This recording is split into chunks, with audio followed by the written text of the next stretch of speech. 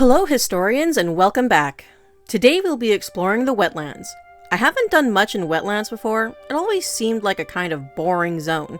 So I'm looking forward to what we might find around these marshlands. Let's begin. We can begin the tour of Menethil Harbor at the docks. The boat to the right is the one we took to get here from Darkshore. The one on the left goes to Theramore and Dustwellow Marsh. On the boardwalk we can find a fishing supplies vendor who has a couple high-skill cooking recipes and a fishing rod upgrade. Next to him is the fishing trainer, who also informs us about the book in Booty Bay. Next to them is Carl Boran. He informs us that Murlocs are making their villages along the coastline. They harass the fishers and merchants and need to be stopped. A particular Murloc, Gobbler, is the worst offender for harrying the merchants on the road. We need to take down Gobbler and his kin and return with his head. Excellent, already adding to the head count. Heading counterclockwise around the central barracks, you can find the Flight Master on the right. There's a wandering minstrel across the street from them. Outside the inn, we can talk to First Mate Fitzsimmons. He tells us that he was once the first mate on the Wave Mistress, a ship in the Kultiris Third Fleet. This fleet was attacked by the Red Dragons controlled by the Dragonmaw orcs in the Second War.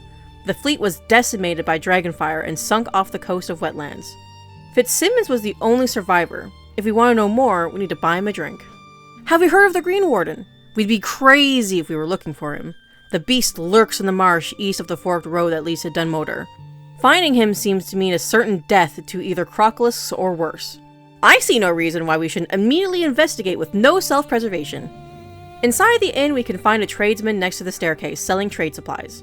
We can talk to the innkeeper and buy a flagon of dwarven honey meat for Fitzsimmons. Upstairs in the first room, we can find a shady dealer selling poison supplies. In the second room, we can continue the absent-minded prospector from archaeologist Flagongut. Prospector Welgar has the original fossil at his dig site here in Wetlands. When he found the Stone of Raylu, Flagongut believed he could finally unravel the mystery of the fossil.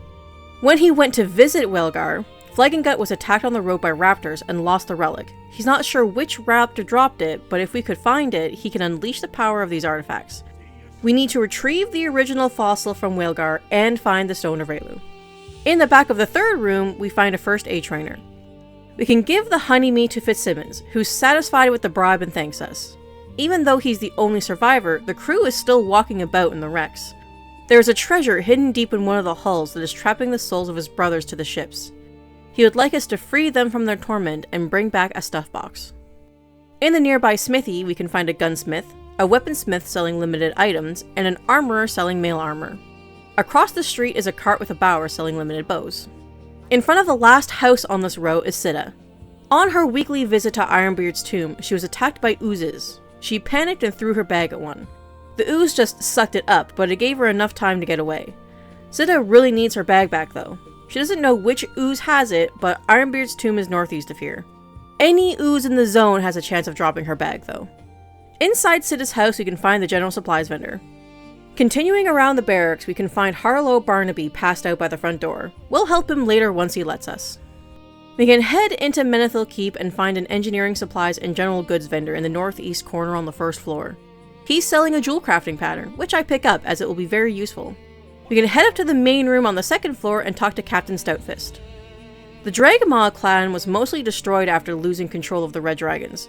What few remained fled Grimpatoll and into the mountains east of Welgar's excavation. They have regained some strength and have an encampment set up there. We need to assault the camp and bring back banners as proof. There is a stables next with a horse breeder. This is actually a secondary vendor for the human mounts, and the only place you can buy the Black Stallion mount. Outside the next house is James Holleran. He's a tanner, and his cured Crocolis hides are sought after by many. Einar is one of the hunters that brings him skins. He's a bit short on the soft skins that come from the younger Crocolisks. He'll pay us top coin for a stack of skins. Outside the last house is a reagent vendor. Inside this last house, on the first floor, is a herbalism trainer and an alchemy supplies vendor selling healing potions. On the second floor is a tailoring supplies and specialty goods vendor. She's selling limited cloth armor items, and I find a decent belt upgrade. On the way out of Menethil Harbor, we can find Terrell Rockweaver. He mistakes us for a scout sent by Longbeard. His wife, Marin, is part of the Welgar excavation and she hasn't sent any correspondence in 2 weeks. He thinks something is wrong. Longbeard said he would send a scout to check up on the team if they didn't hear anything from them soon. We are asked to find Marin as we are mistaken for this scout. No harm in helping him find his wife, just in case something is wrong. We can now head out into Wetlands to complete some tasks. Just south of the harbor is plenty of wildlife we can take care of. Surprisingly, after only a couple random oozes, we find Sida's bag. There's also some raptors nearby that we find the Stone of Raylu on. I feel like we got really lucky with 2 hard to find drops back to back. We collect a couple crocodile skins in the bay before running out of crocs and moving on to murlocs. In the middle of the villages we find Gobbler in the water channels. We take him down and grab his head count 35, and finish off the rest of the murlocs we need. Heading west we find Einar's Stone Grip. He asks if we are heading to Menethil Harbor and recommends we stop there if we aren't. If we're heading that way, could we bring a bundle of crocodile skins to James for him? He'd do it himself, but he's currently avoiding his wife for some reason. Well, why not? We'll be going back to James after our own skin collecting after all. Just down the road north of Einar is a potions and herbs vendor, which is only selling empty vials right now. We can keep following the road until we find Ashland Stonesmirk. You can hand him the strange powder we found at the dam. It isn't any ordinary blast powder. Based on the smell, it's Sephorium powder, which is harmless enough unless it gets wet. Then it has the power to blow even Ironforge sky high. To defuse the powder, we need to mix a Lurker Venom, Mogrosh Crystal, Crocolisk Tear, and a Distarman Colloid.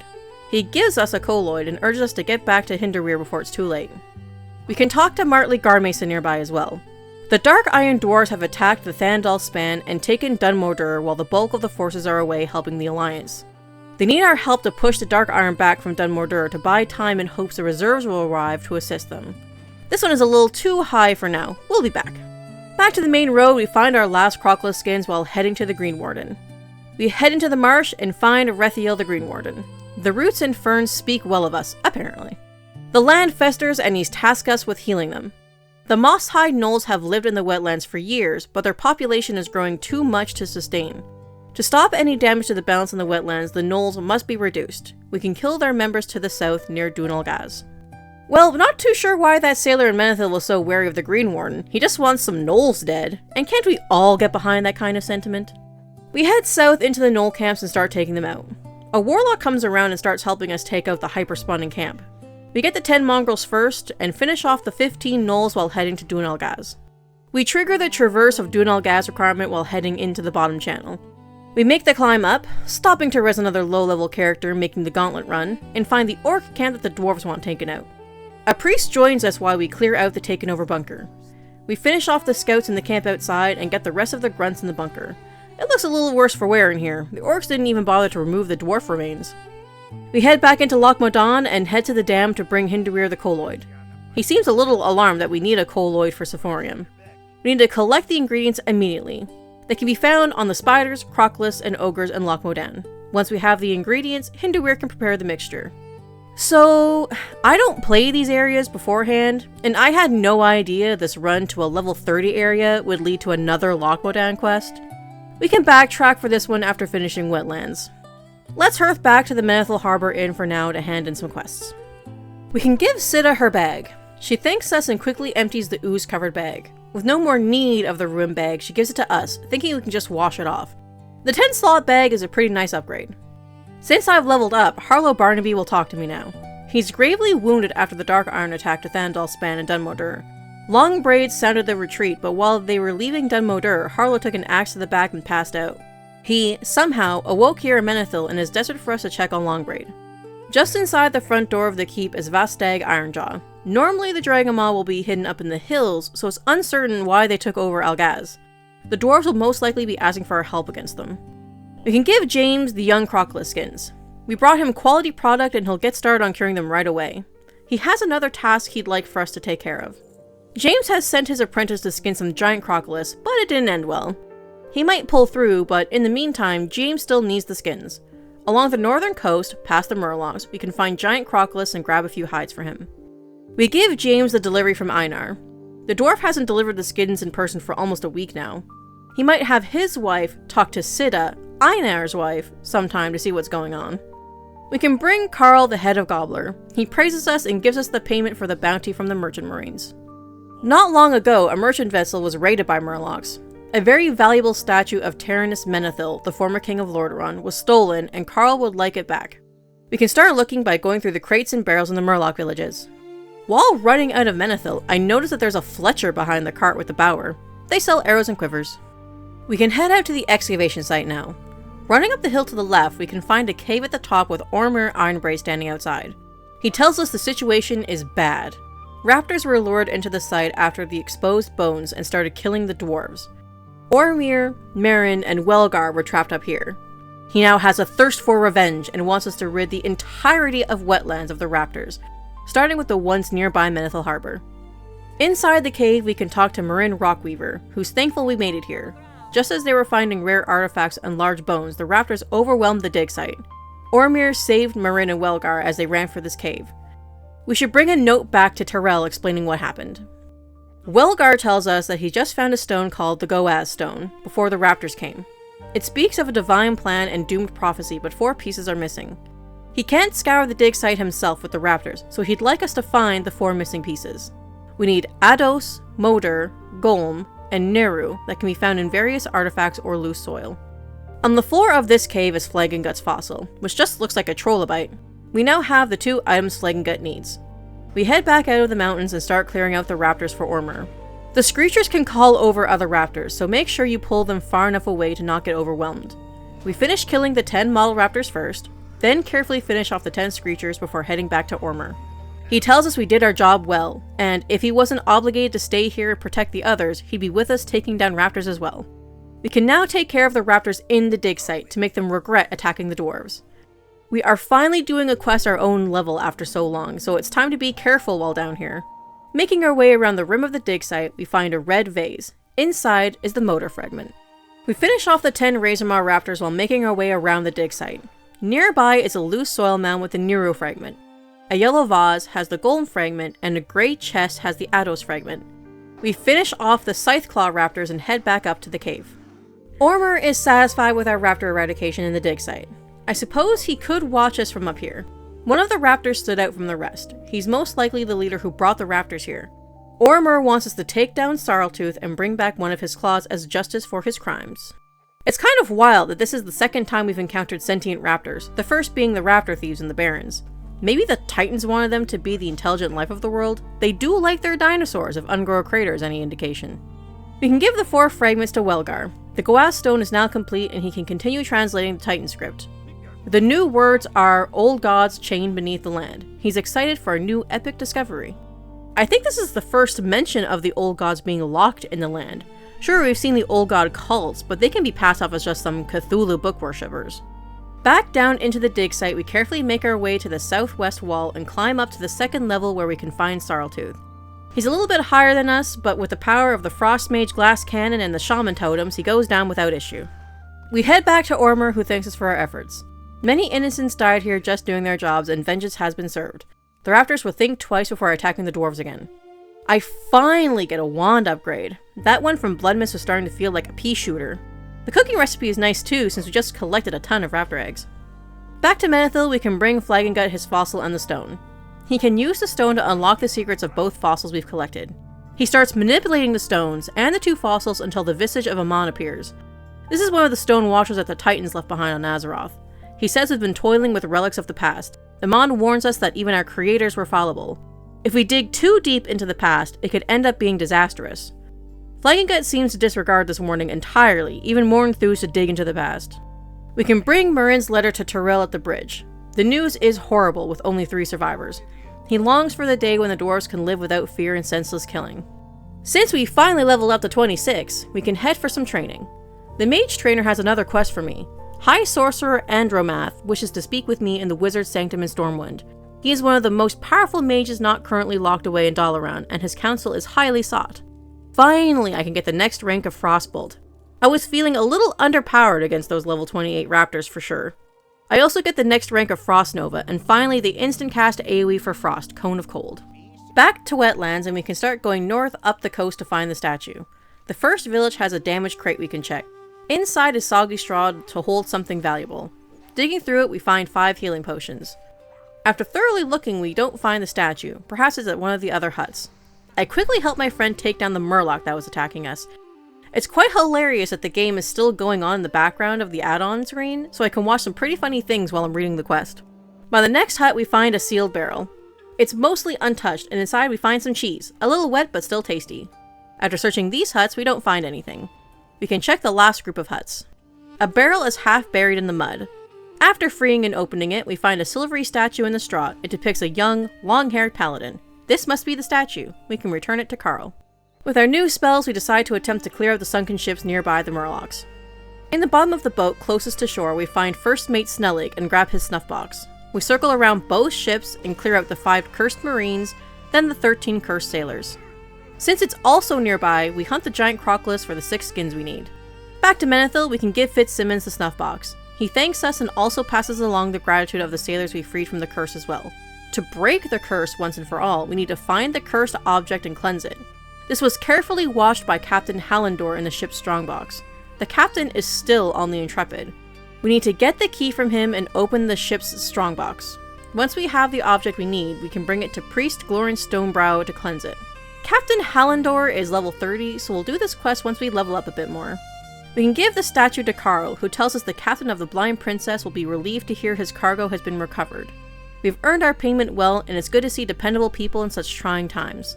This new staff is perfect for me as well, as it boosts frost damage. Back to James, he tells us that his apprentice is going to have a hard life ahead of him with only 1 leg. We give him the skins we collected, and he asks us if we're interested in being an apprentice. It's just a little joke. He can tell we have other ambitions in life, but we did bring him some fine skins to use. Another recipe as well. The crocodile meat is pretty easy to collect here. We can now head into the Dragonmaw camp and start collecting some banners. They run in fear, so it's best to draw them back so you don't accidentally pull an entire camp. It doesn't take too long to grab the 8 banners we need, so we head off to the Green Warden to let him know about the gnolls we took down. By taking out the gnolls, we have tended to the health of the Wetlands. His faith has been taxed in the past for the Alliance, but it may yet be restored. The gnolls are cutting the trees and using them for fires to warm themselves. The Green Warden objects to this. We need to collect the flints the gnolls use to make fire, and they are only held by the larger gnolls to the west. Since it's nearby, we begin the decimation of the gnolls once again. It takes a few camps, but we eventually find the 9 flints we need. Back to the Green Warden, we give him the flints. He thanks us and lets us know he will smash them and cast them to the sea so they may never burn living wood again. He does not know why, but a festering has grown in the wetlands. Fen creepers have risen, a diseased blister of the land, and we need to get rid of them and return them back to the marshes. We can find them stealthed throughout the western half of Wetlands. It's finally time to head into another spider cave, this time for ore. Throughout the cave is incendiary ore that I can mine. Near the back, we find a rare spider called Leech Widow. Taking her down, she drops a ring called the Black Widow Band. It has 7 intellect, but -5 stamina. As a mage, I'm all about stacking intellect, but making myself even more of a glass cannon sounded counterproductive. The 7 intellect was too tempting though, so I'll use it for now. I finish mining 6 ore and hand it off to my friend. This took the entire cave of nodes to get. So we buckle in and clear the entire cave another 2 times until I get 6 more ore for myself. We spent maybe half an hour in this cave. I'm done with spiders for a while after this. Heading back to Menethil, we can give the banners to Stoutfist. While the orcs are not as huge of a threat as they had been when they had dragons, they're still fierce opponents. They're led by Nekrosh, the son of Nekros, who was the one who subjugated the dragons. We read how this didn't end well for him. Nekrosh has vowed revenge against the dragons who killed his father. The Dragamaw have built catapults aimed against Menethil Harbor. With Dunal Gaz overrun, reinforcements have been blocked. We need to head to the orc encampment and take out the catapults.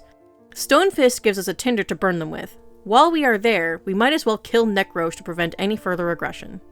We can head back to the Dragamaw camp and find the catapults. The dwarven tinder sets it ablaze and the fire expands quickly. Now that the catapults are destroyed, we can move on to killing Nekrosh. We find him in his camp to the south, and for some reason his name bar is grayed out like someone else has tagged him. We kill him, but get no quest completion. Well, I suppose we'll just have to wait for his respawn. While we wait, we end up getting 2 more party members who also need Nekrosh. And a random rare spawns nearby called the Dragamaw Battlemaster. He just drops a random green. Back to waiting, and a tin vein spawns. I go to collect it, and behind me, Nekrosh spawns. I get 1 more tin from the vein and head to help, but Nekrosh dies before I can. Well, my task here is done, I guess. Head count 36. We head into the waterways and follow them along to kill the 8 fen creepers. Back to the Green Warden, he tells us he'll grant us a boon for our efforts in soothing the land. My friend was disappointed they couldn't use the herbalism sword as a shaman.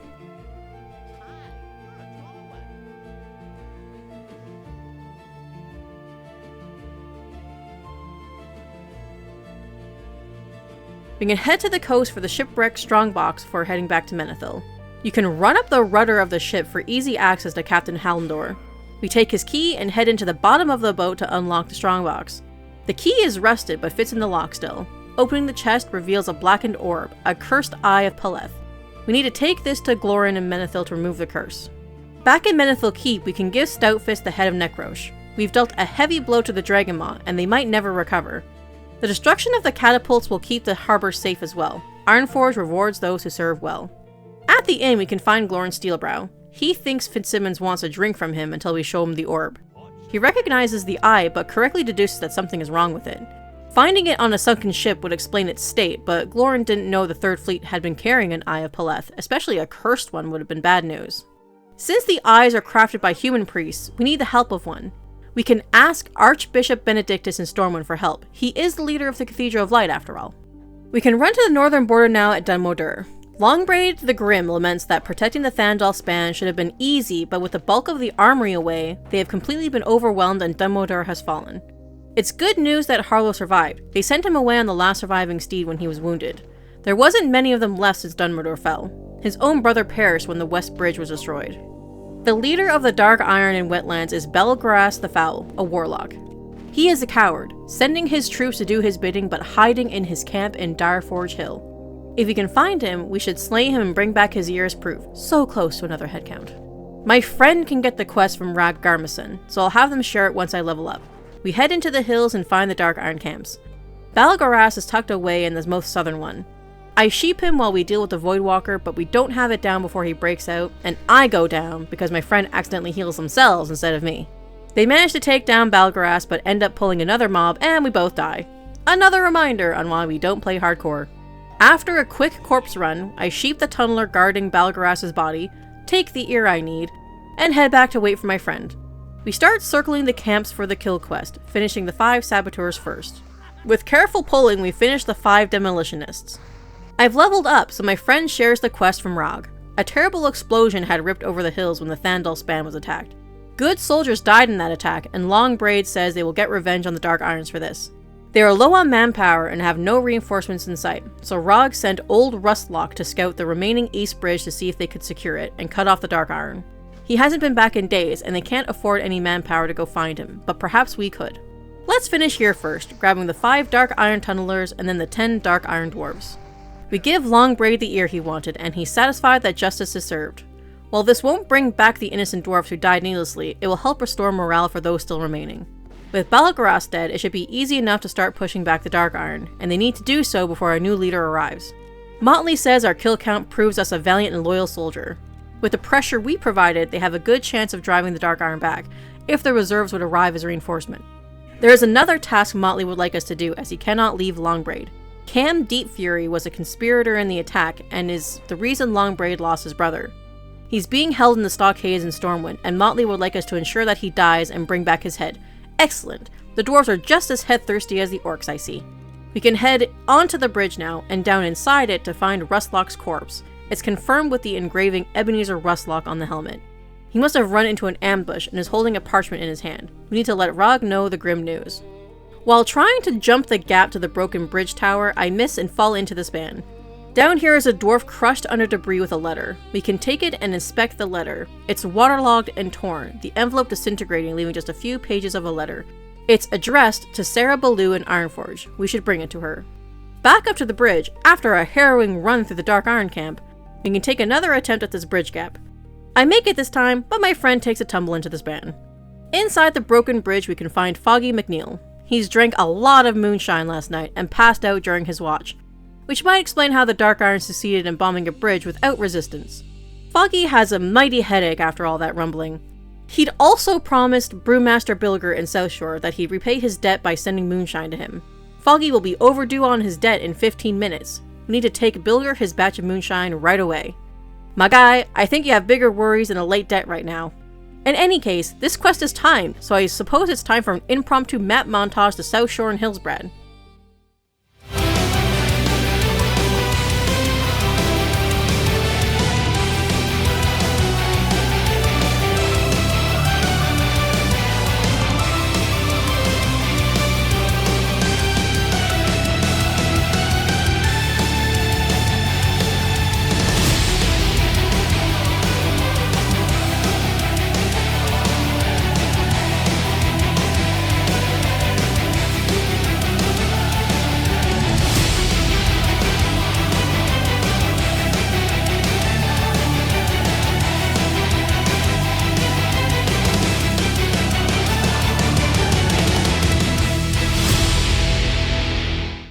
Brewmeister Bilger is in the basement of the South Shore Inn. We give him the moonshine, which is apparently some pretty good stuff on a brisk day. He thought for sure Foggy would be late on his bills again. We get 55 silver for our trouble. Back to Rog, he's troubled by the news of Rustlock's death. We can't let it be in vain. The parchment we found indicated that Cam Deep Fury arranged for explosives to be stashed just across the span. If the other bridge is destroyed, it will sever a major supply route. We need to destroy the explosive cache. The camp they are talking about is the one we've run through a couple times already. We head up and see a warrior dogpiled to death as we arrive. That's rough, buddy. I almost died to a Shadowcaster that can hit for 1/3 of my health at a time, but we managed to clear the camp and take out the explosives. The Shadowcaster that almost killed me has dropped their robes, which is a rare unique drop from this enemy. Lucky find. Too bad it's all spirit, no intellect. Back to Rog, he's happy we saved the bridge. We've done a great service for Cosmodan. Now they just need to hold out until reinforcements can arrive. Rog has one more favor to ask. There is an Alliance camp to the north in Arathi Highlands. We need to seek out Captain Nails and ask for any soldiers they can spare to help reclaim Dunmodur and the span. This concludes all the quests within Wetlands, but we have some cleanup to do before moving on. We can head back to Loch Modan and finish the quest line for the dam. We land in Thelsamar and start running around for ingredients. We find the lurker venom on one of the spiders near the kobolds. We clear out the northeast ogre camp until we find the crystal, and find the Crocodile Tear off the first 1 week hill. Fantastic luck all around. We bring the ingredients to Hinderweir, who's freaking out a bit about the time. I suppose we did take a few hours in Wetlands before coming back. We are still just in time though. He spotted some dark iron insurgents bringing a large keg to the base of the dam. No one was available to stop them. We need to bring the disarming mixture to the keg at the base of the dam and mix it in the keg to stop the explosion. The keg is at the bottom of the dam to the right. We twist off the top of the keg and mix in the disarming mixture. The keg sizzles only slightly once we do this. We can report our success to Hinderweir. He's grateful for our help in saving the dam. Without our aid, they would have succeeded in destroying the mighty landmark. The dam is safe, for now. Really makes me think that maybe the Dark Iron Dwarves destroyed the dam and not the Cataclysm in a few years. Our next cleanup task is in Dunmoreau. We can give Pilot Stonegear the Incendicite ore he requested. He's ecstatically succeeded and he'll have his guy work on it right away. Hopefully he doesn't blow himself up. Back in Ironforge, we can bring the letter to Sarah in the military quarter. Before we do, let's read the letter. This letter is an homage to a real letter written by a soldier of the American Civil War, Sullivan Ballou, to his wife. Usually I would paraphrase, but I think it's best if I read this word for word instead for the full impact. Dunmodur of the Wetlands. My dear Sarah, the indications are very strong that we shall move to take watch over the Thandal span in a few days. Lest I shall not be able to write to you again, I feel impelled to write a few lines that may fall upon your eye when I shall be no more. Our assignment may be one of few days' duration and full of pleasure, and it may be one of severe conflict and death to me. If it is necessary that I should fall on the battlefield for the Alliance, I am ready. I have no misgivings about or lack of confidence in the cause in which I am engaged, and my courage does not halt or falter. I know how strongly the Kingdom of Ironforge leans on the triumph of the Alliance, and how great a debt we owe to those who went before us through the blood and suffering of the Great Wars, and I am willing, perfectly willing, to lay down all of my joys in this life to help maintain this alliance and to pay the debt. Sarah, my love for you is deathless. It seems to bind me in mighty cables that nothing but omnipotence could break, and my lug of kingdom comes over me like a strong wind and bears me irresistibly on with all these chains to the battlefield. Memories of all these blissful moments I have spent with you come creeping over me, and I feel most deeply grateful to the light and you that I have enjoyed them so long, and how hard it is for me to give them up and burn the ashes of hopes of future years, when we might still have lived and loved together and seen our sons grow up to honorable dwarfhood around us. I know I have but a few and small claims upon divine providence, but something whispers to me, perhaps it is the wafted prayer of my little Edgar, that I shall return to my loved ones unharmed. If I do not, my dear Sarah, never forgive how much I love you, and when my last breath escapes me on the battlefield, I shall whisper your name. Forgive my many faults and the many pains I have caused you. How thoughtless, how foolish I have oftentimes been. How grateful I would wash out with my tears every little spot upon your happiness, and struggle with all the misfortunes of this world to shield you and my dear children from harm. But I cannot.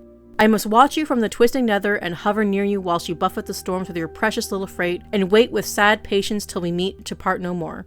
But, oh Sarah, if the dead can come back to Azeroth and flit unseen around those they love, I shall always be near you in the gladdest day and in the darkest night, amidst your happiest scenes and your gloomiest hours always.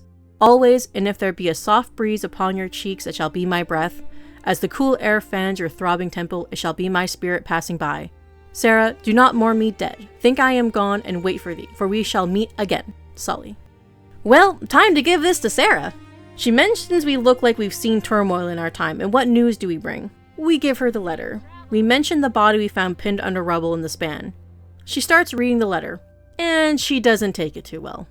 Sarah has a request for us. We need to take a note to King Magni. This should be a small task for someone like us who has shown great valor for the Alliance. If she went in her grief, it would not serve her purposes as well. Let's read her plea word for word as well.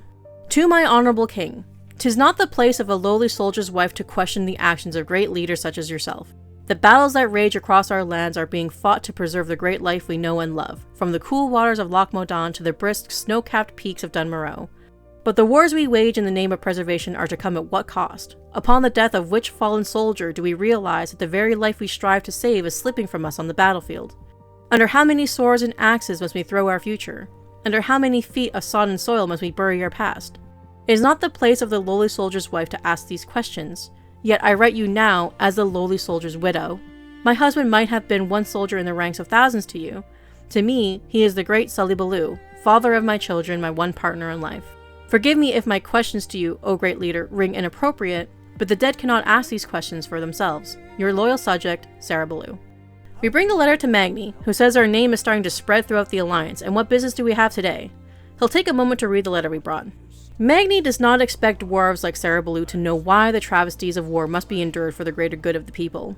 The loss of every dwarf that fights in the name of the Alliance weighs heavily on his soul. While we cannot bring Sully back, we can pay tribute to him. A memorial to Sully Baloo will be built by Grand Mason Marblestein. We can bring Magni's orders to him. Well, good thing we know where the Stonecutters Union is. We give the orders to Marblestein, who claims a direct order from Magni must make this very important. The next quest needs us to travel to Alterac Valley, so we can see the construction of this memorial in a later video. It's finally time to head to the last Alliance city with a deep run tram. In this first station, we can find Monty. There's a serious rat problem in the tram, and not enough help to deal with it. He gives us a flute to mesmerize the rats, like the Pied Piper, and they should follow us back to Monty. We should bring him 5 rats. The funniest thing about this flute is that it makes the Draenei do the train emote. After luring 5 rats, we can go back to Monty. We give him the flute back and he mentions his brother needs the rats alive to make them into kebabs. His brother, Nipsey, has a kebab shop on the other side of the tram. We can bring him the crate of rats to him before they go bad. When we ride the tram, keep all arms and legs inside unless we want a peg leg for the rest of our lives. Conveniently, the tram arrives just as we accept this quest. We ride it to the other side, wondering just where this water part is from, and talk to Nipsey. He checks the crate to make sure the rats are alive. Ever since Nomergon, Monty hasn't been the same. He's never seen the ocean, let alone being a pirate, but at least he's good at catching rats. Nipsey also sells more kebabs, if you want them. We finally arrive in Stormwind, where we can end off with handing in a few quests that led us here. In this quarter, we can talk to Furin Longbeard to hand him the letter from Stormpike for a new shield. The Stormpikes are a proud clan, and also a rich one. He'll start working on a new shield right away. Nearby as well, we can find Shoni the Silent. Perhaps we can help with the Nomergon situation. Deep in the Dead Mines is a goblin shredder. We need to bring back its power supply. With a new power supply, the gyro-dramatic excavationaires can break into the underground borders of Nomergon, opening a way for an assault. There isn't enough parts to get the gyro drills to Dunmoreau. She needs spare parts, specifically from vehicles in Nomergon. Bots and mechs roam the place. She needs 24 robo-mechanical guts.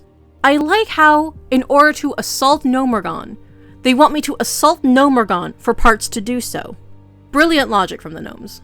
We can bring the cursed orb to Benedictus in the cathedral. The orb must have witnessed a terrible tragedy to end up like this. He cleanses it as eyes were meant to shine bright, and leaving it tainted is dangerous. And that concludes all of the Dwarfland quests. We can begin next episode with the start of the human storyline in Elwyn Forest. I hope to see you there. Thank you all so much for watching my video. Please like and subscribe if you'd like to catch the next video every 2 weeks on Sunday. Wetlands was definitely much better than Loch Modan. We got to see more of the Dark Iron intrigue, more tidbits of information on the Titans and the Old Gods, and read a heart-wrenching letter. I'm sure everyone has been looking forward to the human story, so please join us next time. Bye bye for now!